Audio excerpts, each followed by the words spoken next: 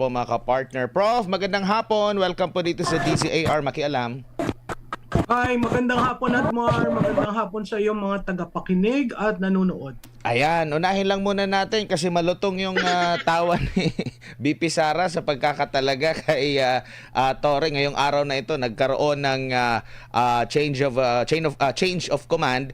Tapos meron ding pahayag itong si Senador Jinggoy Estrada na mali yung tingin niya, mali yung pagkakapili, arrogante itong si Torre. Ano bang masasabi mo ukol dito, Prof?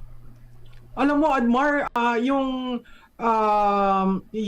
comment ni Senator Jinggoy Estrada, kailangan tingnan nyo ng madiin kasi right now, I think he sits in the Commission on Appointment. Ang appointment ni General, nag-force na, no? Ang bilis ng jump. Ay sasalang yan sa Commission on Appointment. Ngayon, kung hindi matapos dahil ilang session days na lang, mag-i-issue si Presidente ng ad interim appointment para sa susunod na Kongreso. So napakahalaga, lalo na yung mga pagpapalit ng kabinete niya, isasubmit uli yan sa Commission on Appointment. Hindi ko alam kung sino nagsuggest sa kanya niyang courtesy resignation. Imaginein mo buo lahat ng kung totoo yung pagpapalit, no? Dahil nababagalan na ako eh. Magto 2 weeks na siya by Wednesday this week, no? Dadaan niya sa Commission on Appointment. So ang session ng Commission on Appointment this Wednesday at next Wednesday. Dalawa na lamang. Napakahirap para yan pumasok pa sa subcommittee, idadaan pa sa plenaryo, di ba? Mahirap na mahirap yung ginagawa nila ngayon sa courtesy resignation. So yung kay General Torre, ako nga ang pinost ko doon naghihintay na ako ng retirement niya kasi biro mo kung lalong-lalo na yung statement ng DILG. Tinawag talaga ng kalihim ng DILG na bulldog, na ano ba ang ibig sabihin ko ang isang pulis tinatawag mong bulldog at takdog? Anong uri na pamumuno? Nasayangan ako dahil siya sana yung kauna-unahang PNPA. Matagal na nating inaambisyon na sa PNPA magkaroon na ng PNPA, pero hindi naman siya ang dapat, no, na maging batayan kasi nga dahil dun sa dalawang bagay na ginawa niya, yung violation ng rights ng KOJC at yung sinasabi niya na ako ang masusunod dito sa dating Pangulong Duterte. Dun sa dalawang bagay na yon at hindi pa natin tinitingnan ang yan na-declare na persona non grata sa Samar at sa Quezon City. So hindi ko alam kung anong basehan except sumunod, no? Susunod at susunod siya. Biro mo ang unang sabihin niya yung kay dating kalihim na Harry Roque. Wala siyang sinasabi dun sa PNPA alumnus na kinulong ng Kongreso. Sino nga yan? Si Colonel Grijaldo, 6 na buwan. Oo, 'di ba? 'Di ba as a person, as an alumnus ng PNPA, ang una mong gagawin yung reaksyon, ano ba ang gagawin mo sa institusyon ng PNP? Ang unang sinabi ka agad yung kay Secretary Harry Roque. So makikita mo sa inyo ko narinig yung Janus Space kaya natatawa ako sa inyo may isang presidente nagsasabi ng ganito pero ang kanyang chief PNP iba naman ang sinasabi. So hindi mo talaga maintindihan saan ba talaga tayo pupunta itong huling 3 taon. So parang sinasabi niyo po si Torre kabilang din pala sa dadaan sa commission and appointment. So maraming mga dito kasi 'di ba kahit isa lang diyan sa mga member ng commission and appointment na hindi sumang-ayon, totally hindi ka makakapasok. I-invoke lang nila yung section 20 nila sa rules nila. Hindi makakapasok. So ang mangyayari niyan, mag-i-issue ng ad interim. Tapos ang sunod na discussion uli ng CA, doon na sa bagong kongreso sa 20th Congress. Maraming elements doon na very fluid at hindi natin alam kung paano babagsak sa pag-desisyon ng plenaryo. Nakita natin dun sa naging resulta ng absentee voting, no, kung ano yung ano ng mga pulis at militar, karamihan siguro doon mga pulis. Tapos ikaw bilang PNP chief, ikaw yung magiging mukha ngayon ng pambansang pulisya. Nakikita mo ba na magiging divided pa rin ang hanay ng pambansang pulisya, though kabilang sa kanyang speech na magkakaroon ulit ng unity, no? Pagkakaisa, hindi ma-divide yung hanay ng PNP, pero maiiwasan ba 'yon kung ihahambing natin doon lang sa resulta lang ng ng local absentee voting? Doon sa kung ang basehan natin ay local absentee voting, talaga may sinasabi, may gustong iparating ang uniform personnel sa administrasyon na ito. Sa tingin ko, malalim yung hidwaan kasi ang tinalunan niya parang 5 na nakalinya, no?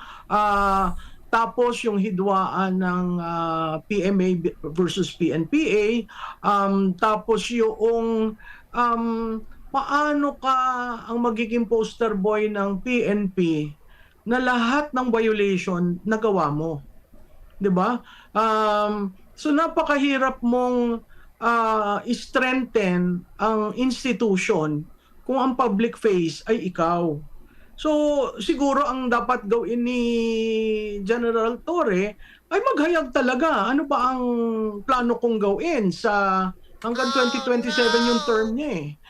Para klarado sa taong bayan, anong expectation namin? O ang gagawin lang ba niya talaga ay sasunod at susunod lang siya sa utos ng kanyang presidente?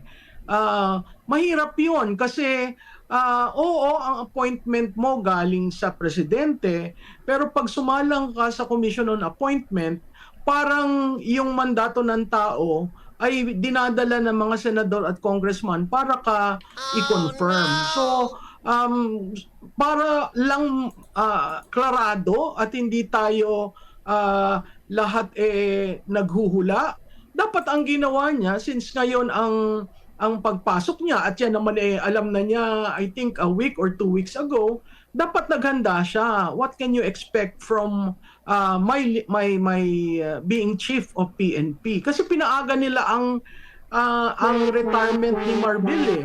So I was expecting something else na may sasabihin siya. Pero to his usual self, talagang he played true to form kanina. Pebrero 1969 pa pala. Itong si February 7, 1969 ang kaarawan ni parang Marbil. Parang 2027 Pero ang kanyang kasabay retirement. nito po, Prof, may pinalutang agad yung DILG. Naalala mo yung sa ni Secretary Junvic na either magpapasa ng panibagong batas na parang gagayahin yung sa AFP na mahahabaan yung termino ng PNP chief para daw tuloy-tuloy. Parang mina-mindset na meron talagang kumbaga lalagpas sa kanyang retirement na dapat kasi ito madaling mautusan. Fixed term. Oo, may fixed term, pero parang kung i-connect mo naman siya dito kay Torre, parang dahil sa naging mabuting tagasunod. Kaya dapat habaan ng panahon para magamit nila yung ganong klase ng loyalty sa kanila. Ano nakikita mo dito, Prof? Napakahirap nun lalo na sa isang administrasyon na nanggagaling sa resulta ng eleksyon na ganito. Diyan sa resulta ng eleksyon, makikita mo talaga ang hinaing ng taong bayan. So, nasyak ako na inuna pa ang appointment ng Chief PNP, pwede pa naman si Marbil hanggang June 7. Dapat sana tinapos muna ang kabinete, ang reshuffling sa kabinete, at pinag-aralan kung sino talaga ang sa GOCC kaysa yung nagbigay ka ng order na lahat sa GOCC mag-courtesy resignation. So makikita mo ang prioridad ng administrasyon na ito at makikita mo rin yung alam nila ang reaksyon ng tao, nakikita nila ang reaksyon ng tao, so kumakabig na kaagad. Parang yan yung si EDSA Rehab eh. Di ba plano sila ng plano tapos hindi man lang kinoconsider ang taong bayan. Tayo naman, adjust tayo ng adjust. Pinag-iisipan natin yung mga odd-even scheme, yung mga mali-mali. Ang daming suwestyon ng taong bayan. Meron pang suwestyon na magtrabaho sa bahay. Pero walang kinonsider doon. Tapos siguro may nagsabi itong kaguluhan na ito na 2 years yung EDSA Rehab. Nagkaroon ng PR stunt nung linggo na umikot, no? Makikita mo talagang nasa charm offensive itong administrasyon na ito. Pero certainly, si General Torre is not a charm offensive. Nakakatakot na yan ang itinalaga na chief ng PNP. Ginawa pa nga niya ulit na biro yung nangyari sa sa KOJC, yung paggamit, yung pag naghahanap na raw ng mga pinaghahanap sa batas, gagamit ng heartbeat monitor, 16 na araw na yun yung mga ganun ginawa niyang biro, pero nakita naman natin at kahit na doon sa Senate hearing ni Senador Ronald Bato de la Rosa, inamin niya na meron siyang illegal na ginawa, yung paghuhukay mismo, no, na nung una kanya pang pinasinungalingan. So merong mga nakikitang mga illegal, pero yet siya pa rin yung kinuha. So nakita natin yung resulta sa local absentee voting. So ito ngayon yung tinitingnan ng ating mga kababayan kung maganda bang choice. Kaya nga si BP Sara napatawa na lang. Pero idugtong ko lang po. So ayan, may bago na tayong attack dog. PNP chief pala. Congratulations sa ating new PNP chief. Kasi alam naman natin na talaga nagtrabaho yan ng todo para makuha niya yung posisyon na yan. Naghukay yan ng tunnel sa KOJC. Halos bitbitin si PRRD pa sakay ng jet. Ganon naghirap yan si Torre para maging PNP chief. Ito, panoorin nga natin yung kanyang speech. In support of the President's reform agenda and of key pillar number 1 on swift and responsive public service, we will modernize our systems, enhance our investigative tools, and adopt innovative technologies that protect rights while ensuring order. In support of these 3 pillars, Abangan namin yung system modernization na yan, ha? I give you these 3 promises. Una, sa buong kapulisan, nandito ako 3 promises, okay. Abangan din natin yan. at ako ay lagi niyong kasama. Sabay nating harapin ang lahat ng hamon ng ating organisasyon at sabay nating pangalagaan at itaas ang dangal ng ating uniforme.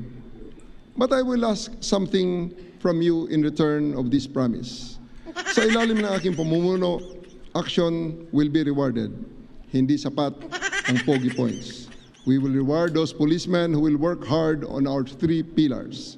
Respond to public swiftly, unite and uplift the morale of your fellow public servants, and hold yourself and others within the ranks accountable. Real talk lamang. No need for endorsements under my leadership. Appointments will be based solely on merit, and only the most competent will be entrusted with the right positions in the right places. Deliver excellence in your police work.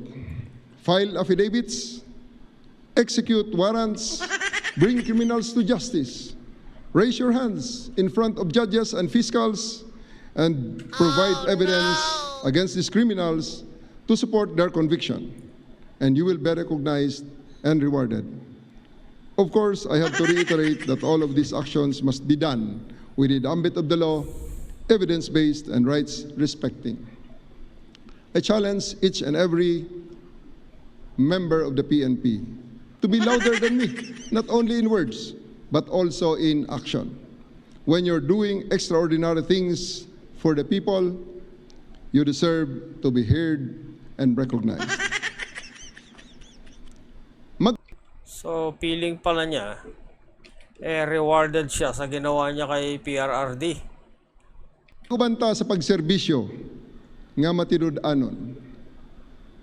Magbinuligay kita sa aton ginahandom nga kalinong sa aton nga nasyon. Agtitinulong tayo amang salaknib iti panggilan tayo. Sama-sama nating iangat ang watawat ng isang malinis at tapat na pambansang kapulisyan. Pangalawa, to our foreign guests and residents, we are happy that you have chosen the Philippines to be your second home. I promise that all of our laws apply equally to all, regardless of nationality. We are committed to upholding everyone's right, safety, dignity, including yours. Pangatlo, para sa bawat Pilipino, sa ilalim ng aking pamumuno, ang batas ay patas, ang serbisyo ay mabilis, at ang kapulisyahan ay karapat-dapat ng inyong tiwala. Hindi nyo na kailangan pang pumunta sa kung saan-saan at hindi namin kayo pagpapasapasahan at ang PNP na lamang ang inyong maging sumbungan ng inyong mga hinaing, lalong-lalo na ng paglabag ng inyong karapatang pantao. Tulungan nyo kaming tulungan kayo. We acknowledge your active partnership in creating the bagong Pilipinas we all dream of at buong puso kaming nagpapasalamat. Huwag kayong bibitaw at manatili sana kayong katuwang sa pagtaguyod ng kapayapaan at kaayusan ng ating bayan. We will strengthen our partnerships with the public so we can better understand local needs and respond to them with empathy and precision. Today marks more than a beginning. It is a defining moment. Thus, let us seize it with unwavering courage, grounded in humility and a relentless commitment to serve the Filipino people with honor, excellence, and integrity. Ito ang hindi maganda ngayon. Bagong PNP chief. Pero kita naman natin kung gaano siya ka-proud sa ginawa niyang paglabag sa karapatang pantao ni PRRD. Kaya questionable talaga yung kanyang credibility. Kaya tingnan natin kung anong mangyayari sa mga susunod na araw. Tingnan natin kung paano niya i-address yung mga dumadaming bangag sa kalye. Dumadaming hold-upan, patayan sa kalye. Yan ang dapat unahin mong i-address. Okay, kung hindi pa ho kayo nag-subscribe, pakiclick na ho yung subscribe button, hit the notification bell para lagi kayong updated. Salamat po.